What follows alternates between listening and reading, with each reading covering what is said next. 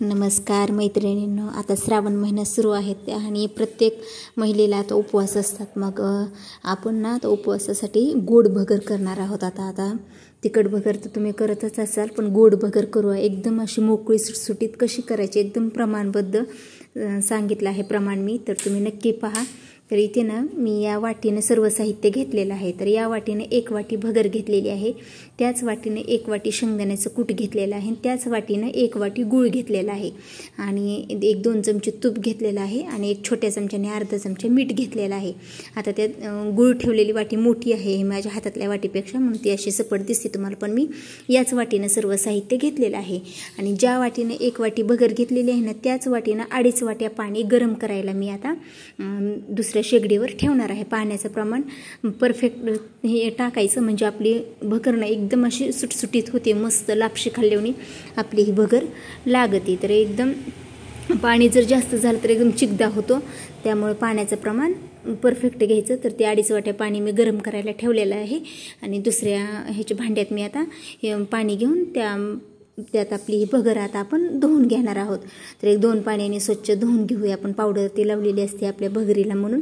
तर धुवून आता हे पाणी टाकून देऊन आपण पुरणाची चाळण असते का आपली, त्या पुरणाच्या चाळणमध्ये ती नितळायला ठेवूया, कारण त्याचे होल छोटे छोटे असतात, त्याच्यामध्ये खाली भगर खूप छोटी असते, ती खाली जाऊ शकते दुसऱ्या चाळणीत जर आपण टाकलं तर. ह्या पुरणाची चाळण एकदम बारीक असते, तर मग त्यात आपण नितळायला असं पूर्ण पाणी नितळायचं ना असं ठेवायचं. आणि आता कढई गॅस चालू करून कढईत आपण आता तूप टाकूया. जे 2 चमचे तूप घेतलेलं आहे ना आपण, ते तूप टाकूया आपण आणि त्या तुपात आता ही भगर आपण भाजून घेऊया.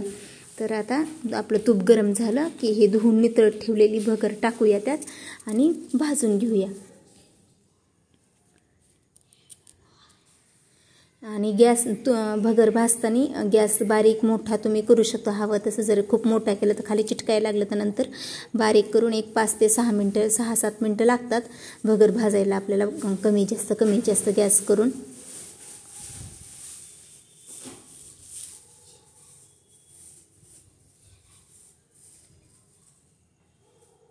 तर बारीक गॅसवर मी भाजली, त्यामुळे मला ना असं 7 मिनटं लागले जवळजवळ.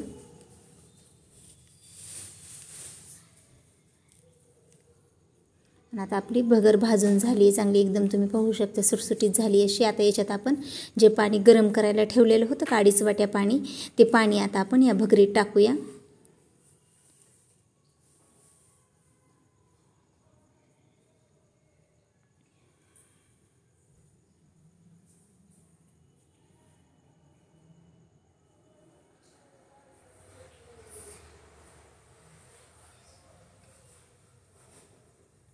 आता आपण पाणी टाकलं, थोडंसं मीठ आपण टाकूया. 1 छोट्या चमच्याने अर्धा चमचा मीठ घेतलं होतं ते टाकूया. गॅस आता बारीकच करायचं. मीठ टाकलं चांगलं मिक्स करून गॅस बारीक करून झाकण टाकून ना फक्त 5 मिनटाची वाफ द्यायची.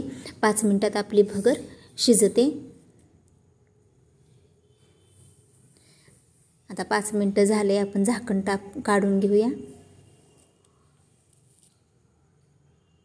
तर आपली एकदम मोकळी सुटसुटीत भगर आपली शिजली आता. पण आता गूळ टाकून पण आपल्याला नंतर आणखीन एक वाफ द्यायची आहे. तर आता आपण ना त्याच्यात गूळ टाकूया आणि गूळ चांगला मिक्स करून घेऊया. आणि शेंगदाण्याचं कूट पण आत्ताच टाकून घेऊया आपण, म्हणजे गुळाच्या पाण्यात, म्हणजे गुळाच्या पाकात म्हणा शेंगदाण्याचं कूट आपलं व्यवस्थित शिजलं जातं आणि शेंगदाण्याचं कूट नंतर कचकच लागत नाही. त्याच्यामुळे आत्ताच शेंगदाण्याचं कूट पण आत्ताच टाकून घ्यायचं गूळ टाकला कीच भगरीत आणि चांगलं व्यवस्थित मिक्स करायचं. आणि तुम्ही ना गूळ असा खिसून घ्या. असे खडे ही होण्यासाठी खूप वेळ लागतं, म्हणजे खडे लवकर विरघळत नाहीत. मी ना असं बारीक केलता खलबत्त्यात, त्यामुळे थोडे खडे राहिले.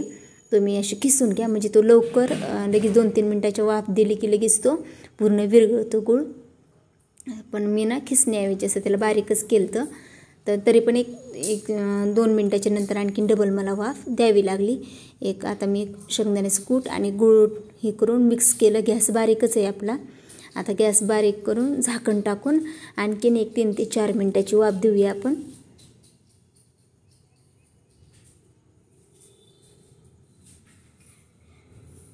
तर 3 मिनटाची वाफ दिली. तुम्ही पाहू शकतात ते गुळाचे खडे 1-2 राहिलेत. मग मी नंतर आणखीन त्याला 1 मिनिटाची वाफ दिली परत आणखीन झाकण टाकून. त्यामुळे तुम्ही गूळ खिसून घ्या. म्हणजे ते पूर्ण विरघळला जातो. तर एकदम मोकळी सुटसुटीत झाली आपली भगर. अजिबात खाली चिटकली नाही ना, काही नाही.